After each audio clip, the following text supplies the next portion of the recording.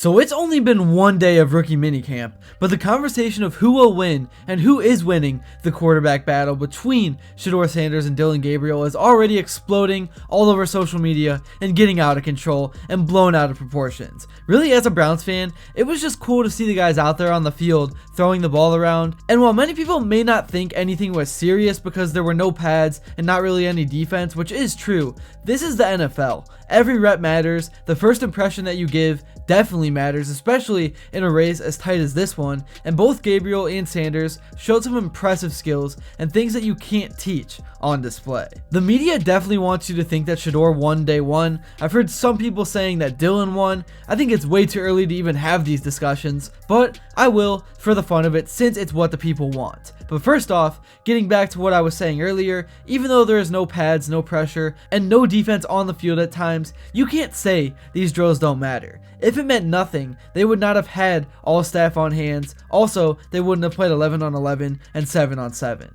So starting off with Shedeur Sanders, we saw him make throws on the move, rolling to his right and his left. We saw him step up in the pocket under fake pressure and deliver some impressive throws. We saw him roll out and play action. He definitely from the eye test looked composed, showed the ability to hit any blade of grass with his arm from anywhere on the field. He didn't really get to showcase his deep ball, neither did Gabriel, but he was definitely precise with his throws, and he ended the day with a touchdown to Harold Fannin out of Bowling Green. The football really looked quick out of his hands. I know he gets criticized a bit for the stupid ball tap thing, but Dillon Gabriel does that too, and so does guys like Russell Wilson, and so did Tom Brady. The ball tap ain't a big deal. It's just a rhythm thing, a timing thing. It's just like a habit. I know baseball players do that with their glove all the time. And another thing that Shedeur showed today is his size compared to Gabriel. When the two stood next to each other, Shedeur looked almost 3 or 4 inches taller and way more broad. And he looked just as smooth in terms of getting around and going through all the drills. And I think that is a major advantage for Sanders because with Gabriel being about 5'10", 5'11"-ish, it really, in my eyes, limits what he can do at the NFL level long term.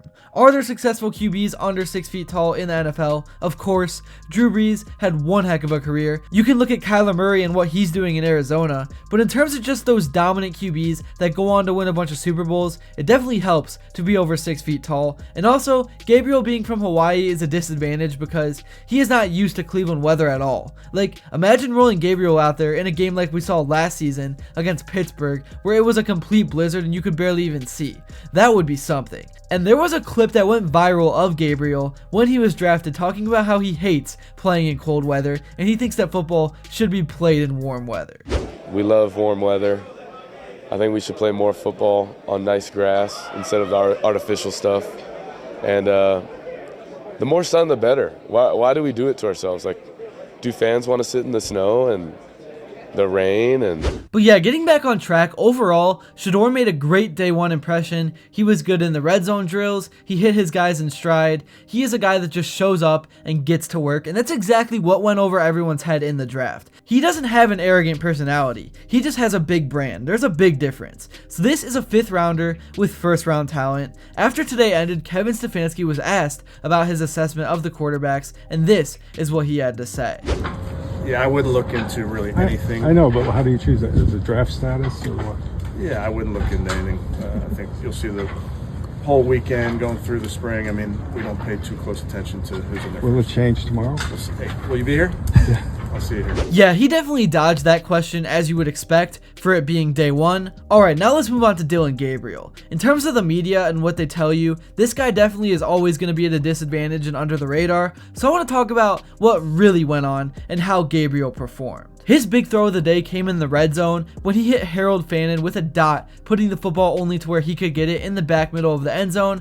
Fannin obviously still has to make the adjustment from college to the NFL. He's got to get 2 feet in there, and he will figure it out as time goes on, but that was a perfect throw. We also saw him throw a laser to number 83 Davis on a crossing route, leading him in stride. This throw was actually posted by the Browns account, and in the footwork drills, Gabriel looked really smooth and solid like Sanders did, and being undersized, Gabriel definitely has the ability to maneuver around the pocket at an elite level because defensive linemen come at you and they come at you hot. You almost have to develop like a spidey sense or have eyes in the back of your head at the NFL level if you want to be successful as a smaller quarterback. So, both quarterbacks looked good. It's tough for me to say who won the day, and it really does not matter. I guess I'll give Shedeur the slight edge because I heard so much about how great he looked and how he already looks ready to go and just fits in. I also saw clips of actual Browns players on the team working their way around the locker room to introduce themselves and try to meet him. So it seems like Shedeur is already liked by and winning the attention of a lot of the guys. So yeah,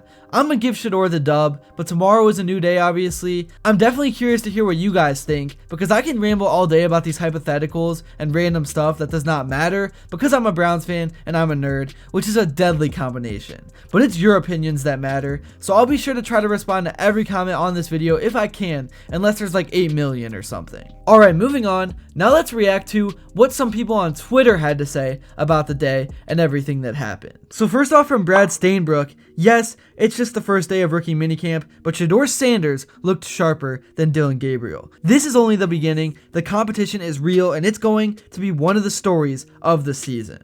Next up, from John Friscella, people make fun of Dillon Gabriel for being short, but this is what he can do for you. Spot the damn ball, throw it right in Harold Fannon's hands, back of the end zone, money. Yeah, that was definitely one of the plays of the day in training camp. Definitely was a talking point. Next up, from Dr. Jamie Jakes, the media wants you to believe Shedeur Sanders is dominating training camp. It's not true. Dillon Gabriel is balling. And then next up, from Dov Kleeman, after day 1 of Brown's rookie minicamp, Shedeur Sanders appears to be sharper than Dillon Gabriel. That's kind of the main headline that I've been seeing on Twitter from a lot of these accounts. And next up, from RBT, this is why Shedeur Sanders' discourse is impossible. A reporter was actually at the practice, and he believed Dillon Gabriel was a little bit sharper today, and the comments want him sent to the torture chamber.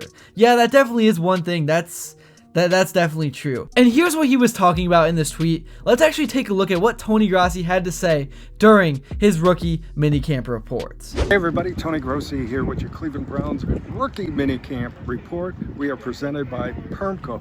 Well, the Browns added 27 players via tryouts to the 20 that they already have under contract, 7 drafted players, 13 undrafted. So with 47 players, they did a lot more work than anyone, at least we expected. They worked for 90 minutes, and they did have team drills and 7-on-7s. So who was it first taking that snap? It was Dillon Gabriel. He took the first snaps, 8 reps in team drills, followed by 8 for Shedeur Sanders. And they went to 7-on-7, 8 for Dillon Gabriel, 8 for Shedeur Sanders, but split totally equally. Kevin Stefanski after practice said, yes, this is more than an instruction camp. They are competing in everything they do, not only on the field, but in the weight room and the locker room and all that. It was in the team drills and 7-on-7s where you could really see the difference in these two quarterbacks. Dillon Gabriel seemed to be more assertive, more decisive in dropbacks, and certainly his passes had a little more torque on them than Shedeur Sanders, but Dillon Gabriel is tremendously accurate, right on the hands most of the time. Now, that's not to say Shedeur Sanders was inaccurate. Somehow he gets the ball there. He can layer the ball in, even if it's not a perfect spiral. That's just the way he throws the ball. So after one day, those were my immediate observations. If you did not know the last names of both of these players, you'd say that number 5 looked a little bit better, in my opinion. Actually, it looks like a left-handed Russell Wilson, to be honest with you, although they weren't able to put their deep balls on display today. So that dominated the conversation and the observations at practice. The quarterbacks, they will come back tomorrow. The 2 quarterbacks were the only 2 drafted players who did not talk today. They will be at the podiums prior to practice tomorrow. We'll hear from Dillon Gabriel and Shedeur Sanders. Yeah, right now, if you say anything about Sanders, you will get crucified. I already am experiencing it on my previous videos on this channel, and Grossi will probably have to come out and issue an apology tomorrow. Nah, I'm just kidding, I'm trolling. But yeah, that's really all I have to say. It's definitely an intriguing quarterback battle going on right now, and even outside of that, there is so much going on with the Cleveland Browns as a team right now. I'm definitely curious to hear your thoughts in the comments below, and if you made it to this point and enjoyed this video, thank you all so much for watching. Be sure to hit that like button and subscribe, and hit that bell notification so you never miss another upload. And until next time, I will see you all later.